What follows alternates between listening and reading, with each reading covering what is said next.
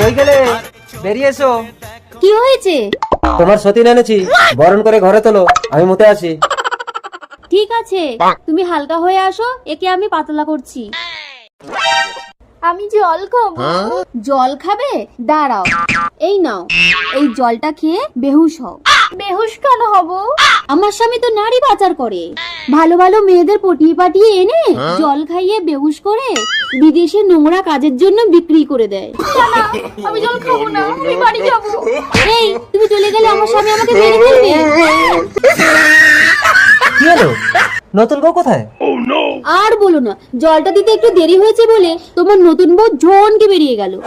কি বলছো? দেখি জলটা কোন দিকে গেছে? ওই দিকে। যা, এবার জমবে খেলা। নতুন বউ, ও নতুন বউ, আমি নিজের হাতে তোমার জন্য জল এনেছি। আমি জল খাবো না।